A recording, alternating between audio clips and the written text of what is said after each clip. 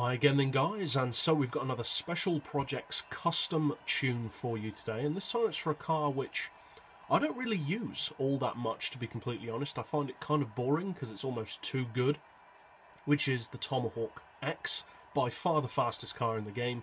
And basically what I've done is I've toned it down and given it the kind of specs which you could imagine a potential, say, 2020 or 2030 Garage 56 LeMans car could be like. Maybe if the rules weren't too restrictive.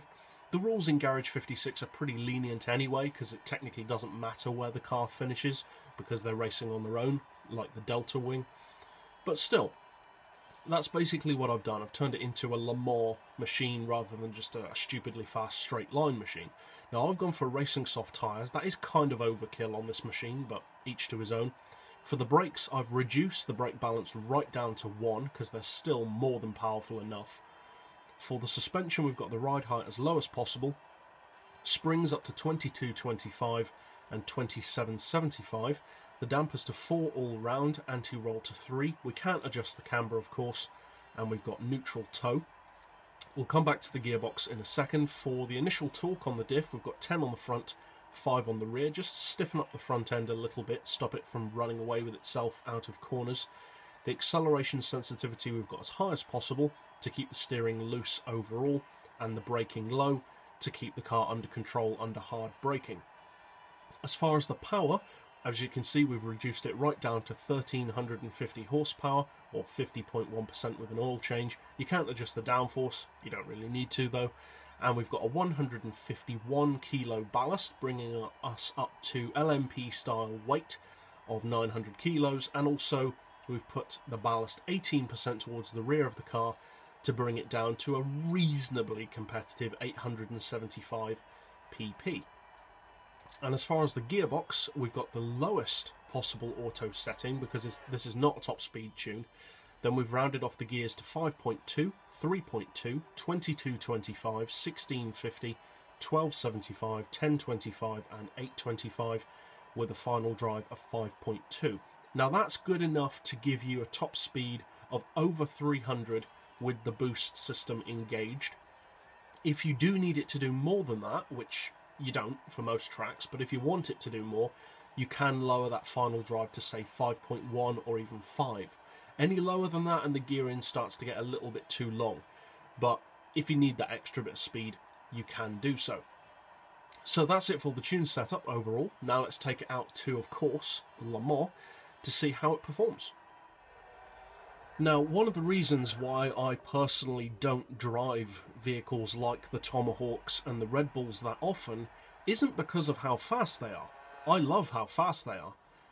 The reasons why I don't drive them more is because of the way they corner. It's just not realistic. I don't find it fun. The cars are just too twitchy, too jittery, and it's just completely unrealistic. What I've done with this tune is essentially made the car worse. In effect, I've made the car more realistic. You have to be smoother with the steering. It has more control for the driver. The fact that it has virtually half the power to deal with means that it is much less frantic to drive. The extra weight helps to ground it more out of corners, because even though it is an all-wheel drive car, it can still wheel spin very easily. Overall, around the track, of course it's still going to be extremely quick. It can get around the LeMans with the chicanes in about 2 minutes and 40 seconds, even just cruising around, as you can see here. You can see in this replay, I'm not going crazy with the car. I've put the boost system on just for the straights, and around corners I'm not going particularly crazy. I'm just letting it coast around many of them, and it will still run around a 2 minute 40 second lap. If you go crazy and use the boost system virtually all the time, you can get under 2.5 minutes easily. So for the 875 pp level, it's extremely competitive. The GTSR can't keep up with it. Obviously nothing like the Lotus 97T can keep up with it. It still blows everything else out of the water, but it makes it a little bit more fun, I would say. The handling is more realistic. You can have more time to actually appreciate what the car is like to drive. And another thing, you can hear the car more.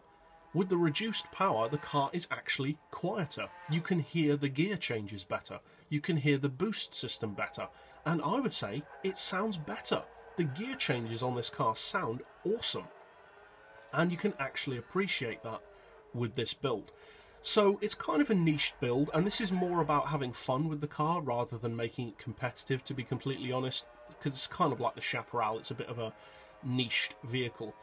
But if you do decide to use this LeMans racing style tune for your Tomahawk X, maybe as an alternative to just the flat out 450 mph machines, then I hope that you do find it fun and potentially competitive if you use it for racing. But that's it for this build overall.